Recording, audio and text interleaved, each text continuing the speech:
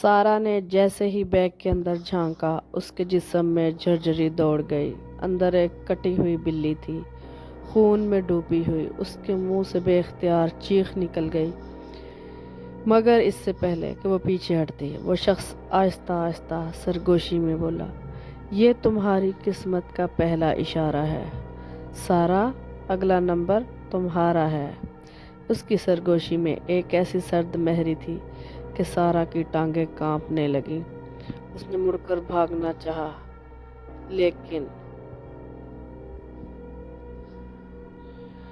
پاکستان کے ایک چھوٹے شہر کا بس سٹاپ تھا جہاں لوگوں کی روزانہ کی زندگی بڑی سادہ اور معمول کی ہوتی تھی۔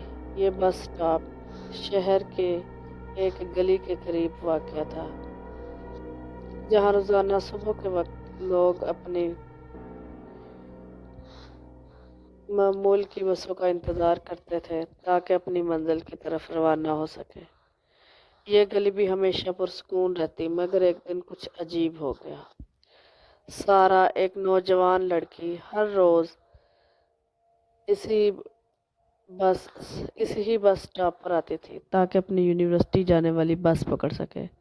وہ بہت ذہین تھی، لیکن آج کچھ مختلف تھا۔ جیسے ہی سارا بس سٹاپ پر پہنچی، اس نے ایک شخص کو دیکھا جو اپنی شکل پر نقاب ڈالے ہوا تھا اور اس کے ہاتھ میں ایک چھوٹا سا بیگ تھا۔ اس بیگ کی بناوٹ بہت عجیب تھی، جیسے وہ کسی خاص مقصد کے لیے بنایا گیا ہو۔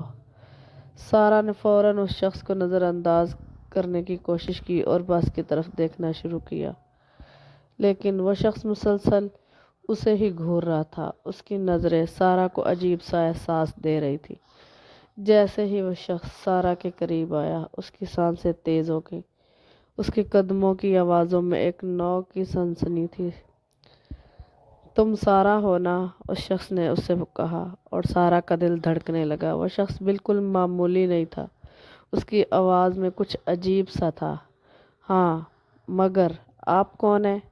سارا نے جواب دیا، مگر اس کی آواز تھوڑی کانپ رہی تھی۔ وہ شخص ہنسا اور بولا، یہ تمہیں ابھی نہیں پتہ چلے گا، مگر تمہیں ضرور پتہ چلے گا۔ پھر اس نے اپنا بیگ کھولا اور سارا کی آنکھوں کے سامنے ایک ایسا منظر آیا جس نے اس کے سارے جسم میں سنسنی دوڑا دی۔ بیگ میں ایک کٹی ہوئی بلی تھی، اس کے چھوٹے چھوٹے ٹکڑے خون میں ڈوبے ہوئے تھے۔ سارا کے جسم میں لہر سی دوڑ گئی۔ یہ کیا ہے؟ سارا کی آواز بری طرح کانپ رہی تھی۔ وہ حیرانی اور خوف کی وجہ سے جھولنے لگی۔ وہ شخص اس کے سامنے آ کر بولا، یہ تمہاری موت کا پیغام ہے سارا، تمہیں بس کچھ دن اور انتظار کرنا ہوگا، پھر تمہیں بھی یہی کچھ ملے گا۔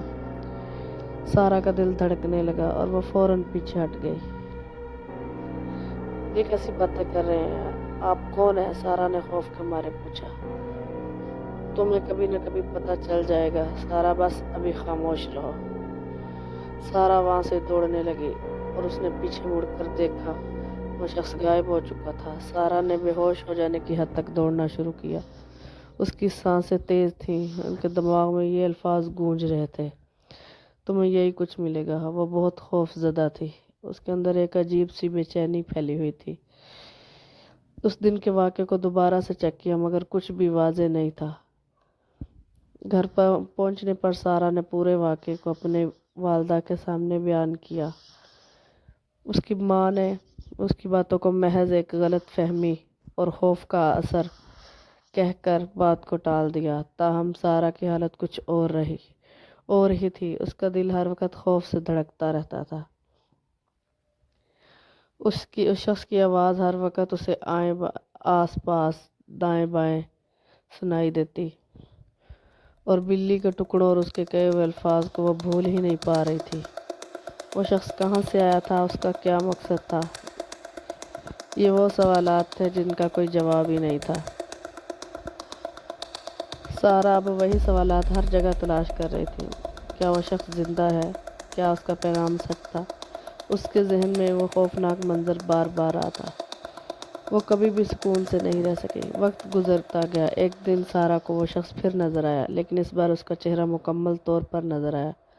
اس کے چہرے پر ایک عجیب سی مسکراہٹ تھی۔ اس مسکراہٹ نے سارا کے دل میں اور خوف کو جنم دیا، لیکن ساتھ ہی یہ سوال بھی پیدا ہوا، کیا یہ حقیقت ہے؟